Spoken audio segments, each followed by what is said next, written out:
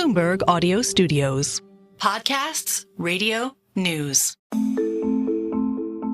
I'm Stephen Carroll, and this is Here's Why, where we take one news story and explain it in just a few minutes with our experts here at Bloomberg. It's the biggest transformation of the auto industry in a century. Electric cars are having a moment. The demand for electric vehicles is booming worldwide. Sales of electric vehicles are projected to boom over the next few years. The EV boom is here to stay. The massive growth in electric vehicles has come thanks to generous subsidies from governments in many parts of the world. And with it, cries of unfair competition, particularly directed at China, whose subsidies range from cheap land to buying incentives. That's caused trade and diplomatic tensions with the United States and the European Union. Biden came out with his tariffs from the Chinese cars going over to the US, but now the EU is sort of prepping their tariffs. Canada is now preparing potential new tariffs on Chinese electric vehicles. This new range of tariffs, all increases, no decreases, on a range of industries, including EVs. But at the same time, demand for electric vehicles may be levelling off, and the question of affordability makes subsidies all the more important. So here's why governments are desperate to defend their EV industries. And our Global Autos editor, Craig Trudell, joins us now for more. Hey Craig, great to see you. How much are governments putting into supporting EV production?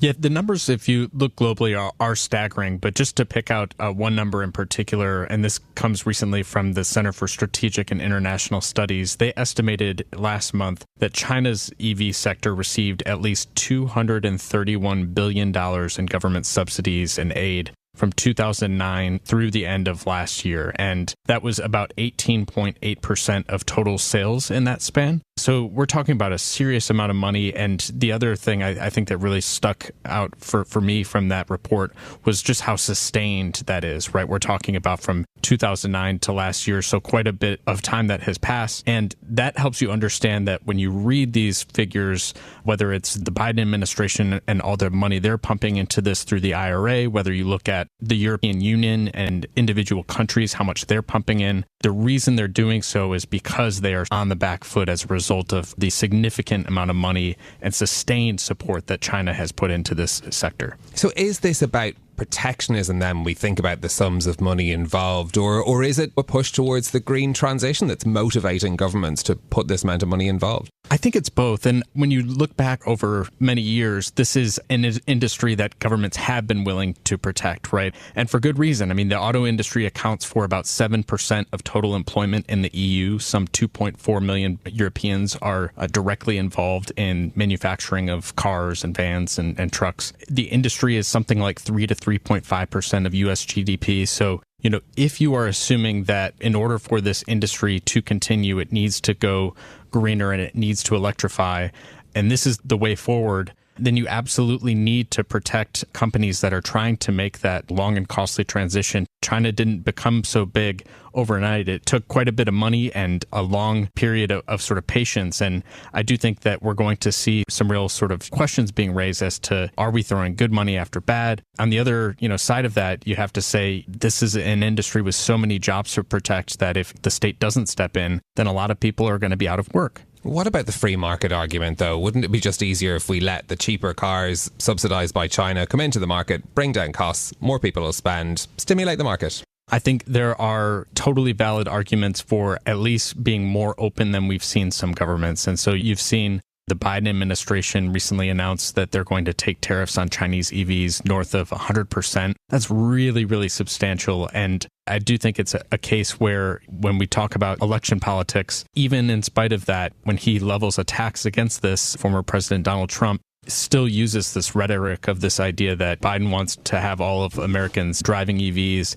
And oh, by the way, they're all going to come from China, even in spite of the fact that the administration is taking such dramatic measures to prevent that very future that Trump has warned about. So I do think that politics really comes into play here as well in terms of protectionism, and it plays well. And Trump, I think, is quite honest about that being something that he's proud of, that this was an observation that he has made that was right and has proven right in the sense that it plays well with voters. Yeah, because electric vehicles have been caught up in these geopolitical tensions between the US and China, as you mentioned, but the measures being used, the tariffs, for example, those tariffs on imports of Chinese electric cars, not terribly effective, given that there aren't that many Chinese electric cars sold in the US. I think the tariff rate under the Trump administration went up significantly and already was prohibitive. And I do think that while there has been some flirtation among some companies, some of the manufacturers in China that do obviously see the U.S. for what it is, which is quite a big market and a market that not only is big, but is where more than anywhere else in the world, people are willing to pay significant amounts of money for each vehicle that is purchased. It is a really attractive market. And yet even still, companies like BYD, this is a company that's been lighting the world on fire lately, even they have really had trepidation before these recent measures that the Biden administration have announced about entering that market. They just don't feel like they are welcome. And I think for good reason, given where the winds are blowing. How do drivers feel about all of this? Where is demand for electric vehicles? And is it on pace to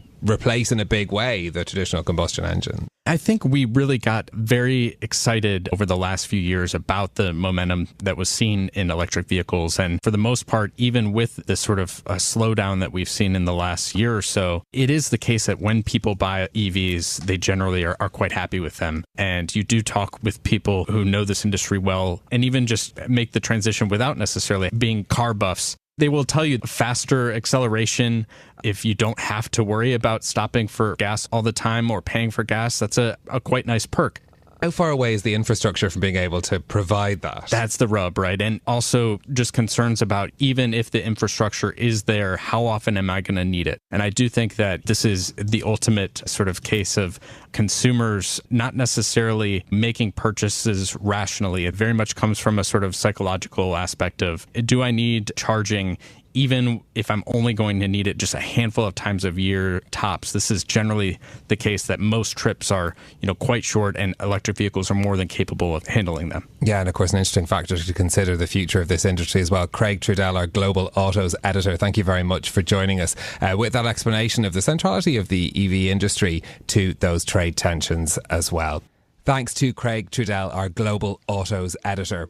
For more explanations like this from our team of 2,700 journalists and analysts around the world, search for Quick Take on the Bloomberg website or Bloomberg Business app. I'm Stephen Carroll. This is Here's Why. I'll be back next week with more.